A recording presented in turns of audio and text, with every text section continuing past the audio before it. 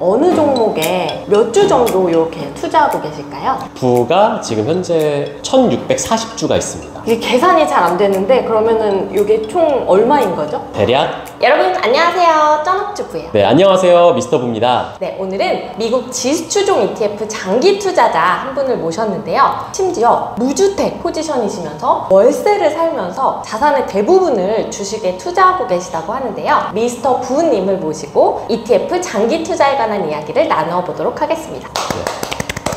먼저 간단한 자기소개 부탁드릴게요. 네, 안녕하세요. 저는 2019년 1월부터 지금까지 약 45개월간 적립식으로 미국 지수를 추종하는 ETF 부에 투자 중인 미스터 부입니다. 올해로 4년차 미국 지수 추종 ETF에 투자 중이신 걸로 아는데 먼저 간단한 투자 스토리부터 들려주실 수 있을까요? 제가 이제 2019년 1월부터 미국 주식에 투자를 했는데 당시에 제가 접했던 이슈가 미국 배당주 투자 그리고 잠든 사이에도 월세처럼 이제 수익을 내는 구조 이런 것들에 대해서 이제 접했었어요. 네. 당시에 굉장히 그게 이제 붐이었어가지고 저도 뭐 부동산을 투자할지 또는 뭐 주식에 투자할지 생각을 하다가 우선은 배당이라는 단어를 그때 처음 들었고 그리고 이게 잘만 하면 이제 부동산 월세처럼 될 수 있겠다, 따박따박 들어오는 그런 수익이 될 수 있겠다 싶어가지고 혹시 좀 안전하지 않을까라는 생각에 이제 미국 주식을 처음 시작을 하게 됐고요. 그 다음에는 개별주라든지 이런 것들을 투자하다가 조금 더 이제 리스크가 없는 그런 안전한 상품을 찾던 중에 이제 지수추종 상품을 알게 됐고 그때부터는 꾸준히 지금까지 지수추종에 투자를 하고 있습니다.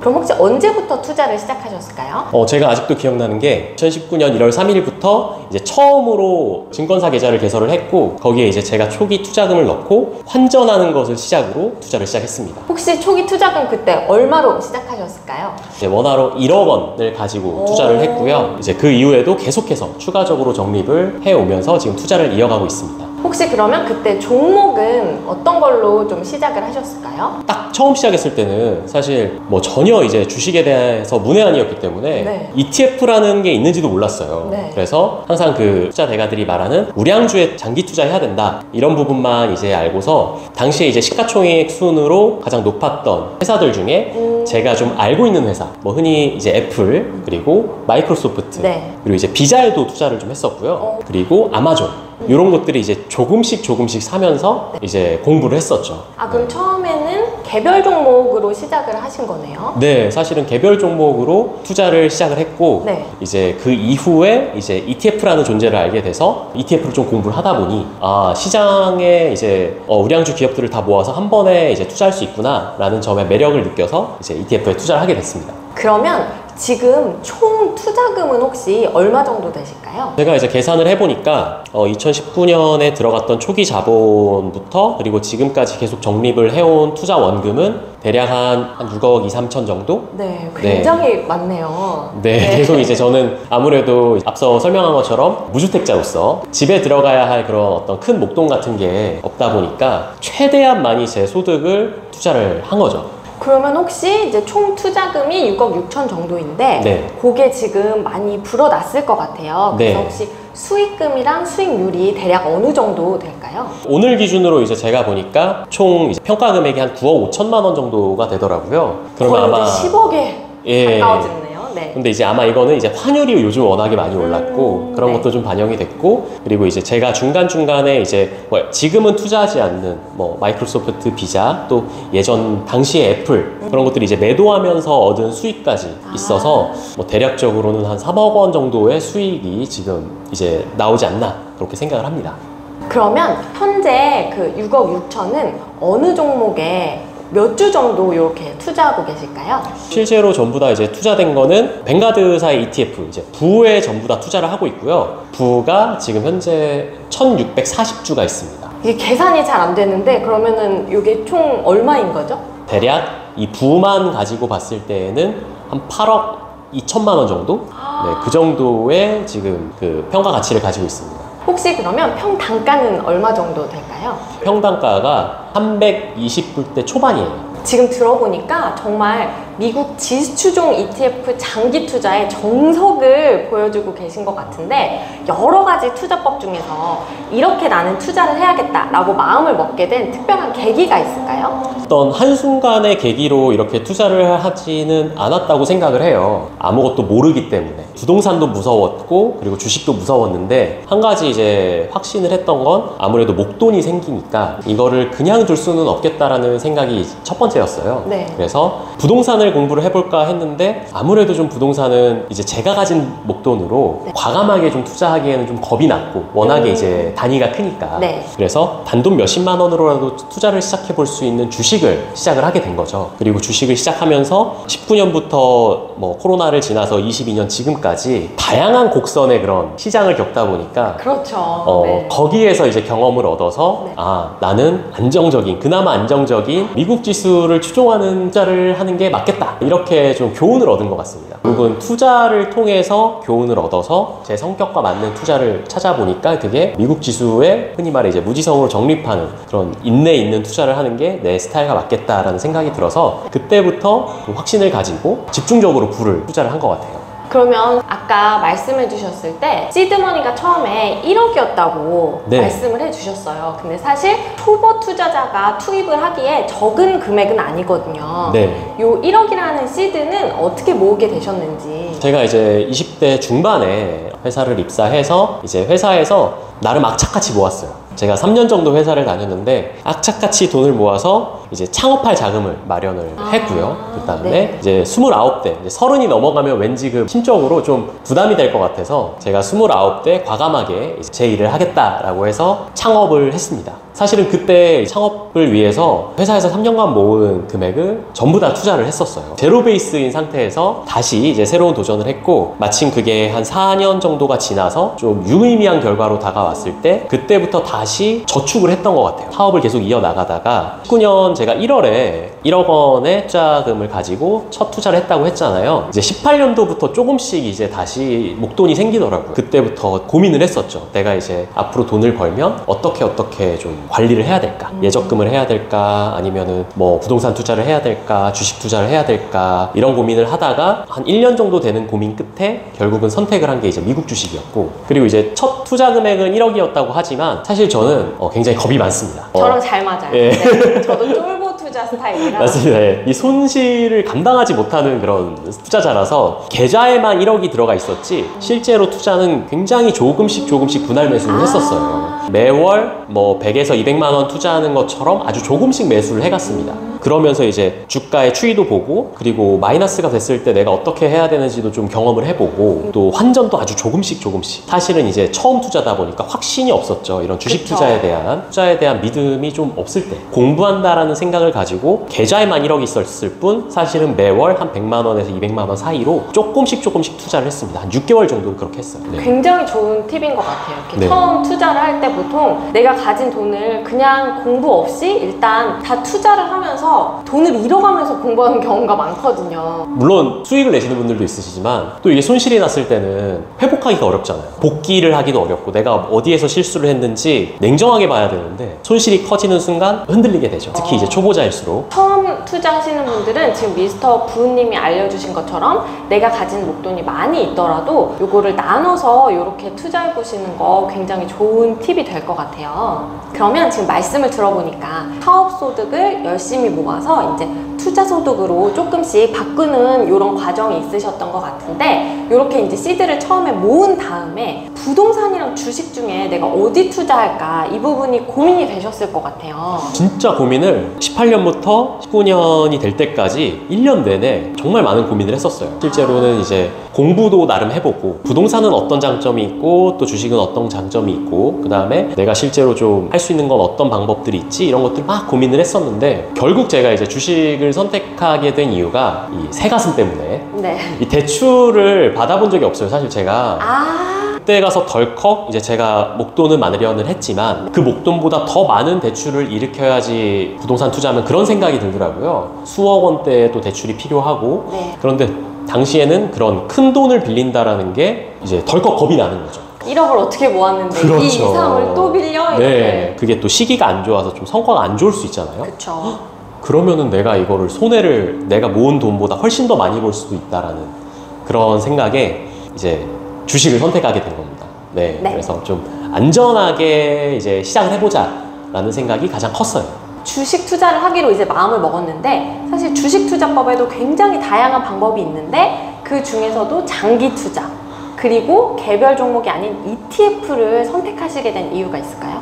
처음에는 확실히 빠르게 수익을 얻을 수 있는 거는 사실 빈번한 매매를 통한 트레이딩을 통해서 좀 빠르게 소득을 얻을 수 있다는 건 알긴 했어요. 그런데 제가 이제 모의 투자를 한번 해봤었거든요. 그 모의 투자의 결과가 아주 처참했죠. 생각해보면은 당시에 제가 이제 18년 말에 중순에서 말쯤에 모의 투자를 했을 때 미중무역 분쟁이 일어났었어요. 아, 타이밍이 또. 네, 미중무역 분쟁이 이제 한 10월에서 12월 그때 가장 심했는데 네. 처음에는 이제 제가 한 9월쯤에 해봤을 때는 굉장히 승승장구했습니다. 네. 그래서 이거 봐, 이거 내가 조금만 더 공부해가지고 하면은 투자 성과가 잘 될 것 같아.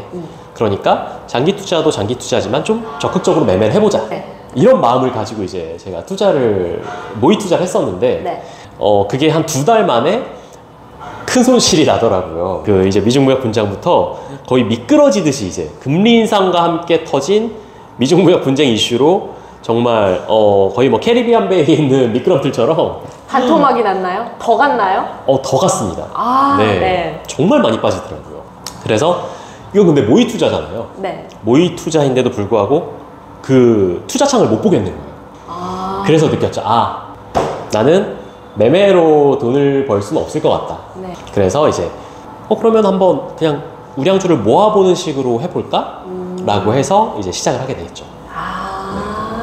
요렇게 해서 지금 이제 ETF 투자 쪽으로 방향을 오신 것 같은데 ETF 중에서도 사실 지수 투자가 있지만 또 산업이나 섹터에 투자하는 방식도 있는데 특별히 지수 추종 방식 그리고 그 중에서도 미국 지수인 VO나 QQQ, QLD 이런 종목들을 초반에 선정하게 된 이유가 있을까요? 제가 미국 지수를 추종하는 ETF를 구매한 이유가 처음에는 사실 ETF도 모를 때는 이제 개별주만 조금씩 적립을 했었어요. 네. 그런데 사고 싶은 개별주가 너무 많더라고요. 애플도 사고 싶고 뭐 마이크로소프트도 사고 싶고 뭐 아마존, 페이스북 너무 좋은 기업들이 많잖아요. 하나씩 다 담고 싶죠. 네, 다 담고 싶은 거예요. 코카콜라, 막 뭐 나이키 다 담고 싶은데 실제로는 이 투자금의 어떤 한계도 있고 포트폴리오를 관리하는 데 있어서 제가 그 종목들을 다 공부하기가 너무 어렵더라고요. 왜냐면 저는 전업 투자자가 아닐 뿐더러 사업에도 신경을 써야 되기 때문에 그렇죠. 그래서 그때 마침 발견한 게 이제 ETF라는 상품이었어요. ETF는 원하는 섹터 또는 지수에 있는 기업들을 한 번에 내가 투자를 할 수 있으니까.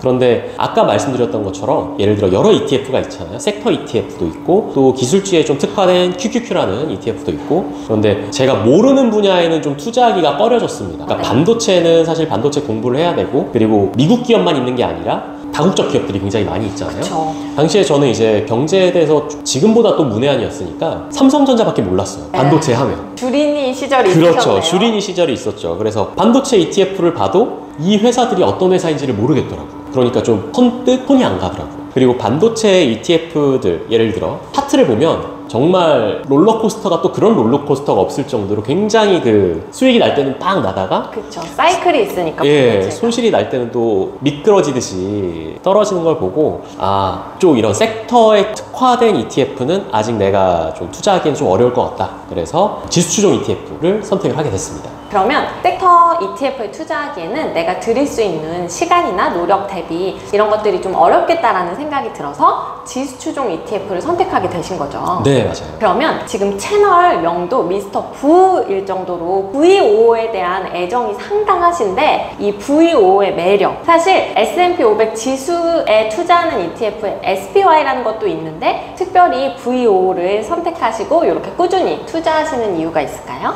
제가 이제 VO를 처음으로 투자할 때만 해도 S&P 500을 추종하는 ETF가 물론 지금도 같지만 뭐 SPY IVV, VO 이렇게 세 가지가 있었어요. 대표적으로. 그런데 당시에만 해도 지금은 이제 IVV와 그 VO가 수수료가 같은데 그때는 수수료가 달랐어요. 0.03%인 거는 VO만 있었고 IVV는 0.04%였습니다. 아주 미세하지만 조금 더 높았고, 그리고 이제 두 번째로는 VO가 가격이 가장 저렴했을 때예요. 가장 저렴하다 보니까 아무래도 선뜻 한 주 한 주 매수하기가 조금 더 마음이 가서, 그래서 이제 어차피 다 같은 종목이라고 한다면 좀 저렴하고 수수료도 낮은 걸로 하자라고 해서 이제 VO를 모으기 시작했죠.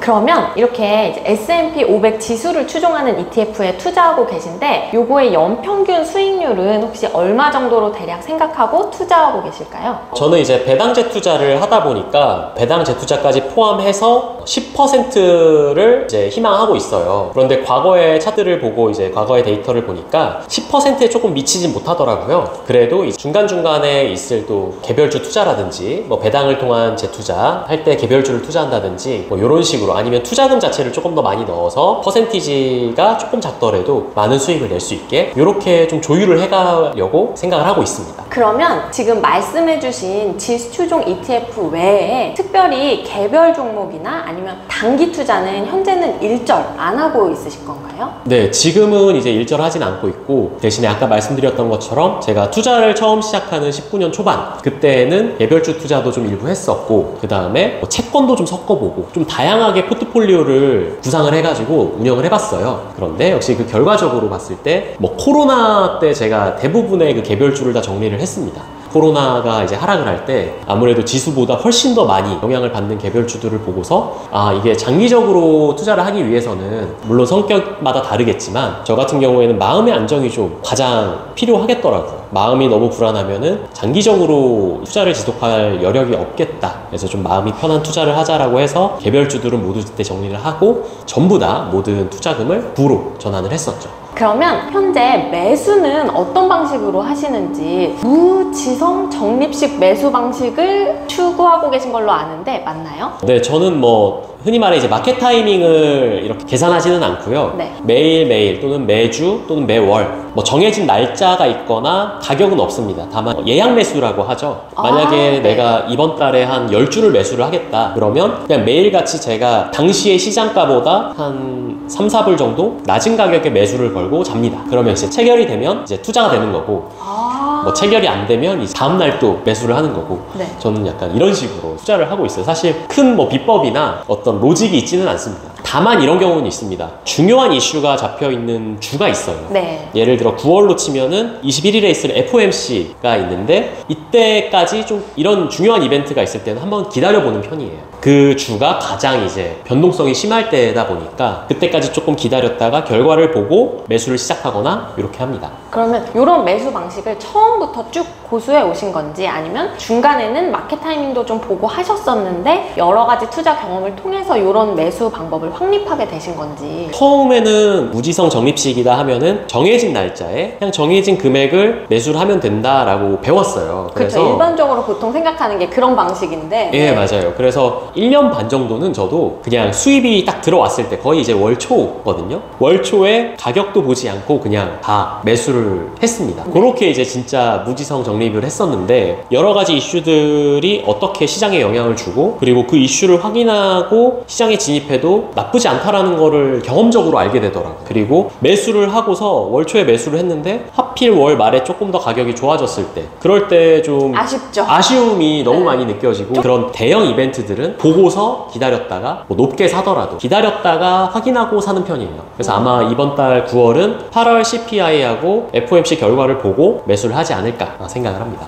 들어보니까 오히려 이게 투자 경험이 쌓이면서 경제나 금융 전반에 대한 공부가 조금씩 되면서 약간의 나만의 타이밍을 조금은 찾을 수 있게 돼서 이런 이제 매수법을 쭉 이렇게 추구하게 되신 것 같아요. 네. 그러면 VO는 배당금도 나오잖아요. 배당은 혹시 어떻게 활용하시는지, 재투자를 하시는지 이런 거 좀 궁금한데요. 네, 저는 지금까지 배당은 전부 다 재투자를 했었어요. 뭐 개별주에서 나오는 배당도 있었을 거고 네. 부에서 나오는 배당금 이런 것들은 다시 전부 재투자를 했고요. 보통은 VO에서 나온 배당금은 전부 다 VO로 들어가긴 하는데 최근에 제가 이제 배당금 같은 경우는 조금 다른 형식으로 제가 원하는 주식들을 좀 사보자 그렇게 생각이 들어서 지난번 배당금 같은 경우에는 애플을 매수를 했습니다. 네. 개별 종목이 들어갔네요. 네, 애플은 저에게는 너무나도 갖고 싶은 그런 종목인 것 같아요. 그래서 본 투자금을 애플을 사기에는 조금 마음의 준비가 아직은 안 돼서 배당금으로만 조금씩 모아가고 있습니다. 지금 이제 10주가 있어요. 이게 굉장히 좋은 방식인 것 같은 게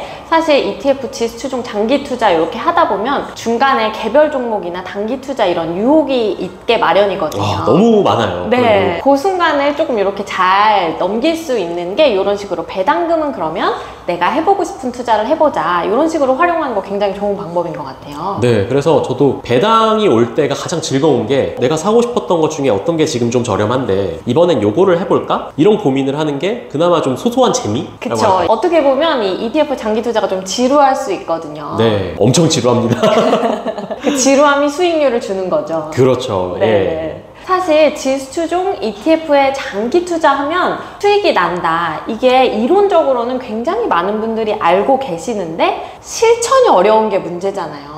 실천을 저도 지금까지는 이제 잘 하고 있는데 왜 힘들다고 하는지 또는 그렇게 장기 투자를 하시는 분들이 생각보다 주변에 많이 없으신지 왜 그런지 이제 저는 알겠더라고요. 해보니까. 혹시 이번에 하락장을 좀 크게 이렇게 지나가면서 그런 생각이 드셨는지. 제가 이제 총 하락장을 한 3번 정도 겪어봤습니다. 아까 처음에 말씀드렸던 모의 투자로 제가 하락장을 한번 겪어봤고요. 네. 미중무역분쟁이죠. 모의라서 다행이었던. 네, 모의라서 다행이었던. 그리고 두 번째는 2020년 3월 코로나로 인한 네. 대폭락이 한 번 있었죠. 더 센 걸 맞으셨었네요. 이번 네, 거보다. 그때 이제 네. 백신을 맞았습니다. 네. 그리고 이제 올해 초부터 시작된 금리 인상과 양적 긴축의 이런 금융 정책들의 변화로 대내외적으로 워낙에 악재가 많았죠. 뭐 전쟁도 있고, 네. 그리고 뭐 인플레이션, 뭐 유가의 상승. 그렇죠. 악재 폭탄이었죠. 네, 악재 폭탄이어서 계속해서 지금 사실은 좋지 않은 성적을 내고 있는데 이번이 3번째 하락장이거든요.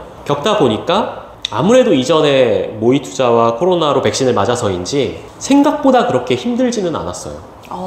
네. 그런데 다만 처음 경험하는 이제 마이너스 폭이라고 할까요? 네. 수익금이 줄어드는 거는 그때 당시의 시드보다 지금의 시드가 좀 더 많다 보니까 그렇죠. 이 변동폭이 조금 적더라도 그 수익금 자체가 줄어드는 손실액은 훨씬 더 네. 커지더라고요. 네. 혹시 금액적으로 딱 찍혔을 때 어느 정도까지 마이너스가 되던가요? 제가 기억하기로는 마이너스 1억 2천까지 나왔었어요. 올해 이제 초부터 네. 그 당시 그걸 확인했을 때까지. 저도 처음 보는 숫자였거든요. 그런데 이게 하락폭 자체만 보면은 사실 코로나 때보다 조금 덜 빠졌어요. 그리고 다행히도 환율이 너무나도 많이 올라와 주는 바람에 해지가 네. 예, 해지가 되는데 해지가 거의 한 6, 7%씩 이렇게 해지가 되더라고요. 그걸 보고서 충분히 견딜만 한데?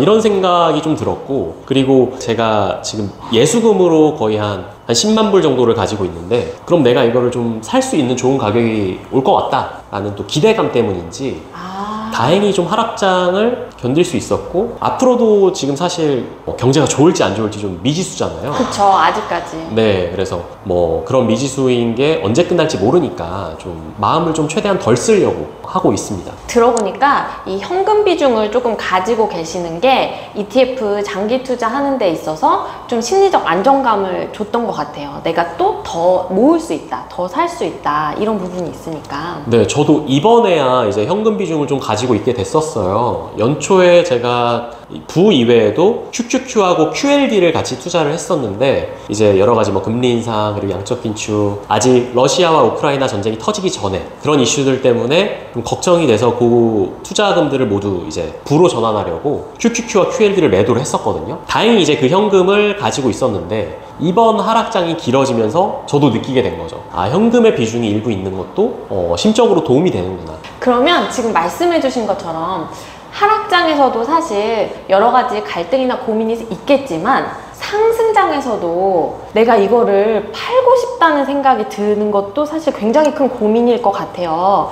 그 그런 구간은 어떻게 지나오셨는지. 코로나 이후부터 사실 작년 말까지 정말 저도 이런 상승장을 본 건 처음이거든요. 돈이 복사가 되는 시절이었으니까. 네, 맞아요. 그래서 옆에 개별주 뭐 예를 들면 테슬라, 뭐 애플 이런 것만 봐도 수익률이 정말 어마어마하게 나는 걸 보고 이제 배가 아팠죠. 그쵸. 왜냐면 내 지수가 그만큼 올랐다는 건 그 안에 있는 개별 종목들은 더 올랐다는 얘기이기 때문에. 네, 맞아요. 그리고 이제 그 레버리지 ETF들이 또 있습니다. 아, 네. 네. TQQQ 이런 거 날아갔죠. 네. 네. 뭐 TQQQ, 뭐 QLD 아니면 뭐 반도체도 그렇고 모든 이제 네. 레버리지 상품들이 제가 앞으로 몇 년을 해야지 얻을 수 있는 수익률을 1, 2년 만에 이렇게 달성을 하는 걸 보고 정말 이제 뭐랄까 소위 말해 엄청난 고민이 있었죠. 내적 갈등이 있었죠. 이거를 내가 지금에라도 한번 과감하게 좀 투자를 해볼까? 이런 생각을 하루에도 진짜 수십 번씩은 한 것 같아요. 그런 상승장의 고민에서도 그래도 이제 나름 생각을 했던 게 제가 이제 저는 아까 말씀드렸던 것처럼 뭐 흔히 말해 이제 인간 지표라고 하죠. 네. 내가 들어가면은 빠질 것이다. 네. 그 걱정과 이 두려움이 더 컸기 때문에 네, 그래서 그냥 하던 거나 하자라고 생각을 해서 내가 가장 잘하는 거는 적립을 하는 거지 트레이딩을 하는 게 아니다라고 이제 스스로 위안을 삼고 오히려 이제 묻어두고 좀 사업에 집중을 하고 이런 식으로 흔들림을 좀 상승장에 있을 때 고민을 좀 떨쳐냈던 것 같아요. 그러면 너무 올바르게 미국 지수추종 ETF 투자를 정말 잘 하고 계신 것 같은데 지금 이제 막 이런 ETF 장기 투자를 꿈꾸시는 분들한테 혹시 해주고 싶은 말이나 뭐 조언해 주실 부분이 있을까요? 투자를 시작하시는 거에 대해서 이제 먼저 축하드립니다. 네. 저는 항상 이제 제가 경험한 바에 의해서 말씀을 드리자면 45개월째 이제 적립식 투자로 꾸준히 이제 투자를 하다 보니까 느낀 점인데 생각보다 부자가 되는 길이 굉장히 고통스러운 것 같아요. 어떤 면에서? 저는 개인적으로 정신적인 피로도가 너무 굉장히 크다라고 말씀을 드릴 수 있을 것 같아요. 왜냐하면 주변에서 멋진 차, 뭐 좋은 집, 맛있는 맛집 투어 그렇죠. 이런 것들을 하는 것을 보시면서 SNS에 매일 노출되니까 그런 그렇죠. 예, 그것들을 참아내면서 투자를 해야 되는 거잖아요. 이게 시간이 지날수록 어느 일정 수준 내가 스스로 이 투자의 확신을 가지고 나는 정말 부자가 될 거야 라는 그 강한 그 이제 확신이 생기기 전까지는 중심을 잡는데 꽤 오랜 시간이 걸리기도 하고 또는 그 과정에서 중심을 결국 잃으시고 다시 이제 소비, 투자가 아닌 소비 쪽으로 가시는 분들이 많거든요. 유혹이 너무 많죠. 그리고 그런 유혹을 견뎌도 갑자기 또 수익이 잘 나는 종목이 보이면 그 종목으로 가고 싶어요. 그 유혹도 너무 힘들죠. 네, 너무너무 유혹이 많습니다. 그런데 제가 항상 말씀드리는 게 있어요. 저도 아직 가고 있는 길이지만 우리 딱 100번만 적립해보자고. 100번이면 한 8년 정도 되더라고요. 개월수로 하면 8년만 해봅시다. 네, 이렇게 같이 100번만 투자해보자는 미스터부님의 이 조언 너무 좋은 말씀인 것 같고요. 그러면 미스터부님의 앞으로의 투자 자산 목표라든지 또 계획 이런 거는 어떻게 될까요? 첫 목표는 아까 말씀드린 100번의 이제 적립을 완성을 해보는 거고요. 그리고 이제 그걸 달성하기 위해서 사실은 그 전에 선행돼야 될 목표들이 있잖아요. 불을 2000주를 만드는 거를 이 다음 목표로 생각을 하고 있습니다. 그리고 계속해서 이제 주식에 적립을 하면서 부동산에 대한 공부도 꾸준히 하고 다른 투자처에 대한 공부도 계속해서 이어나갈 거고요. 오늘 이렇게 미스터 부님을 모시고 ETF 장기 투자에 관한 이야기를 나눠봤는데요. 4년 동안 꾸준히 투자를 해오신 만큼 그 사이사이의 심리들이나 이런 부분들 ETF 장기 투자 하시는 분들한테 도움이 될 만한 내용이 많았던 것 같아요. 여러분들 앞으로 투자하시는 데 도움이 되시길 바라고요. 그럼 저는 다음 시간에 더 유익한 영상으로 돌아오도록 하겠습니다. 안녕! 안녕!